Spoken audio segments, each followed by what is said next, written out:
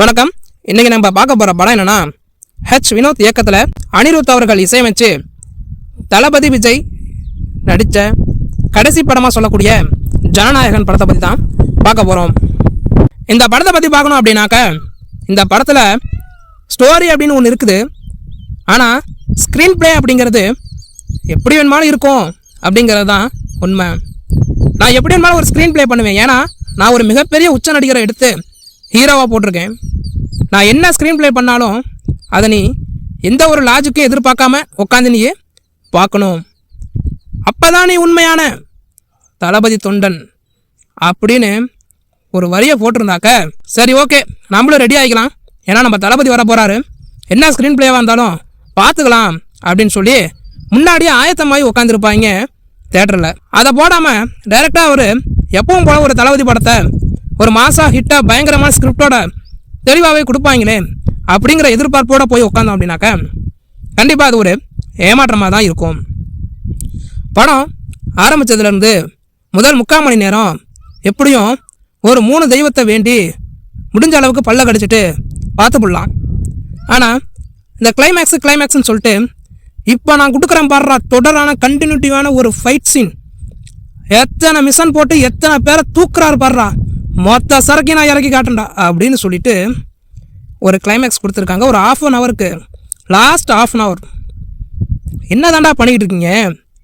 அப்போ அந்த ஸ்க்ரீனில் கொஞ்சம் ஒரு என்ட்ரன்ஸ் இருந்தால் ஓப்பன் பண்ணுறா, நான் உள்ளே போய் அங்கே நிற்கிறவங்களே பிடிச்சி எங்கெல்லாம் என்னடா பண்ணிக்கிட்டு இருக்கீங்க, அடுத்தடுத்து எங்கடா பண்ணுறீங்க, எனக்கு புரியல, நீ முதல்ல விளக்கம் சொல்கிறான்னு சொல்லி ஸ்க்ரீனுக்குள்ளேயே போய் ஒவ்வொருத்தரும் கேட்டு வர அளவுக்கு அப்படி இருந்துச்சு. பொதுவாக ஒரு படத்தோட கிளைமேக்ஸ் சீன் அப்படிங்கும் போது அது ஒரு நல்ல ஆக்ஷன் மூவியாக இருக்குந்தா எப்படி பார்ப்போம்?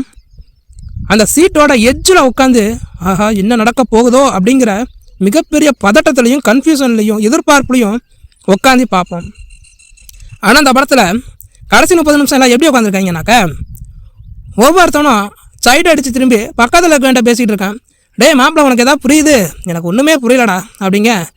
அதான்டா எனக்கும் புரியல, நீ கம்முன்னு பாடுறா, இனிமேலாவது புரியுதான்னு பார்க்கலாம் அப்படின்னு சொல்லி பேசிட்டு பார்த்துக்கிட்டு இருக்காங்க. படத்தோட கதை எப்படி போகுது? படம் ஓப்பனிங்கில் ஹீரோ ஒரு ஜெயிலில் இருக்கார். அவருக்கு ஜெயில் சூப்பரண்டாக இருக்க கௌதம் மேனன் ஒரு உதவி பண்ணுறாரு. அதுக்காக அவரை வேலையை விட்டு தூக்குனதுக்கப்புறம் ஆளையை தூக்கி போடுறாங்க. ஏண்டா ஒரு உதவி பண்ணதுக்கு வேலையை விட்டும் தூக்கி ஆளையும் தூக்கி ஒரு மனுஷனையே முடிச்சு விட்டீங்களேடா ஆரம்பத்தில் அப்படின்னு பார்த்துட்டு இருக்கா.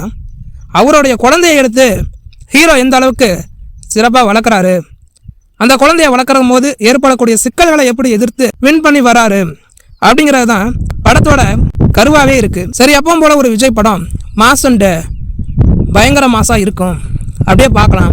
கமர்ஷியலாகவும் இருக்கும், அதே நேரத்தில் பயங்கர மாஸ் சீன்ஸும் ஆக்ஷனும் பஞ்சமே இல்லாமல் இருக்கும். பாடல் வரிகள் சொல்லவே தேவை கிடையாது. படம் ஓடுதோ இல்லையோ பாடல்கள் சும்மா அப்படி எப்போவும் ஞாபகத்தில் இருக்க மாதிரி நினைச்சி இருக்கும் அப்படிங்கிற மாதிரி பல எக்ஸப்டேஷனோட போய் உட்காரும். அப்படிங்கிற பட்சத்தில் இது கடைசி படம், அதனால் நீ உன்னோட எக்ஸப்டேஷன்லாம் உள்ளே கொண்டு வராத, நான் என்ன பண்ணி வச்சுருக்கணும் அதை பாரு அப்படிங்கிற மாதிரி ஒரு ஸ்க்ரீன் பிளே.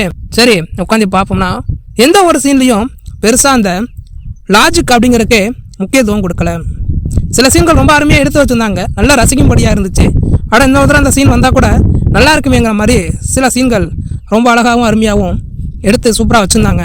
ஆனால் நிறைய சீன்கள் லாஜிக் அப்படிங்கிறத சுத்தமாக வெளியே வச்சுருந்தாங்க. ஒரு வில்லன் ஒரு பொண்ணை பலாத்காரம் பண்ணுறதுக்காக தூக்கிட்டு போகிறான். பொதுவாக நம்ம தமிழ் சினிமாவில் பலாத்காரம் பண்ணுறதுக்காக வில்லன் ஒரு பொண்ணை தூக்கிட்டு போனால் அடுத்த சீன் எப்படி வரும்? ஹீரோ அந்த இடத்துல அடித்து போட்டு காப்பாற்றுவார். இதை தான் நம்ம இத்தனை வருஷமாக பார்த்துருவோம். நான் பாரு ஒரு சின்ன ஃபோன் கால்லையே இதை சரி பண்ணுறேன் அப்படிங்கிற மாதிரி ஒரு ஸ்கிரிப்ட் எடுத்துக்கிட்டு ஹீரோ ஃபோன் பண்ணி, நீ அந்த பொண்ணை தொடர்றதுக்கு முன்னாடி என்னுடைய ஹிஸ்ட்ரியெல்லாம் கேட்டுப்பாரு அப்படிங்கிறாரு. உடனே வில்லனை என்ன பண்ணுறாரு, ஒரு 4 பேருக்கு ஃபோன் பண்ணி எல்லா ஹிஸ்ட்ரியும் கேட்டுட்டு அந்த பெண்ணை எதுவும் செய்யாமல் அப்படியே விட்டுட்டு பயத்தில் ஓடி போயிடுற மாதிரி ஒரு ஏண்டா இதெல்லாம் எவன்கிட்ட போய் கேட்டால் எவன் நம்புவாங்கிறதுல இப்படி எடுத்து வச்சுருக்கீங்க. ஒருவேளை அந்த டீமையே கூப்பிட்டு உட்கார வச்சு கேட்டு இதெல்லாம் நீங்கள் நம்புறீங்களா, ஓகே அப்படின்னாக்கா ஓகே அப்படின்னு சொல்லி அந்த டீமுக்குள்ளேயே பேசி முடிச்சுக்கிட்டீங்களோ? பலாத்காரம் பண்ணுறதுக்காக ஒரு பெண்ணை தூக்கிட்டு போகிறான் ஒரு வில்லன் அப்படிங்கும்போது நீ ஃபோன் பண்ணிவிட்டு அந்த ஃபோனை அவன் எடுப்பானா அப்படிங்கிறதே பெரிய ஒரு விஷயம். ஏன்னா அந்த நேரத்தில் ஃபோன் எடுத்து அவன் பேசிக்கிட்டு இருக்க போகிறான். அப்படியே ஃபோன் எடுத்து பேசினாலும் கூட என்னுடைய ஹிஸ்ட்ரியெல்லாம் கேட்டு பாருன்னு ஹீரோ சொன்னதுக்கப்புறம் ஒரு 40 பேருக்கு ஃபோனை போட்டு அவர் எங்கே பிறந்தாரு, எங்கே வளர்ந்தாரு, என்னென்னலாம் பண்ணார், அப்படியேங்கப்பா அப்படியா, அப்புறம் என்னென்னலாம் இருக்குது அமர உட்காந்து உன் கதையை ஃபுல்லாக கேட்குற மூட்லேயே அவன் இருக்கான். என்னமா ஒரு ஸ்கிரிப்டை நான் பண்ணிவிட்டேன். ஏன்னா ஹீரோவோட மாதம் இந்த இடத்துல நான் காட்டி ஆகணும். அவர் வந்து தான் அடித்து தான் காப்பாற்றணும் அப்படிங்கிறதுலாம் பழசுங்க. நாங்கள் புதுசாக ஒரு ஃபோன் காலை போட்டு அந்த ஃபோன் கால்லையே என்னை பார்த்து கேளு அப்படின்னு சொல்லி அதுலேயே நாங்கள் பயமுறுத்தி வில்லனை அப்படியே ஓட விட்டுருவோம் அப்படின்ட்டு நம்பி இறங்கி ஒரு ஸ்கிரிப்ட் ஸ்க்ரீன் ப்ளே பண்ணியிருக்காங்க. அது சுத்தமாக லாஜிக்கை விட்டு வெளியவே வந்துருச்சு.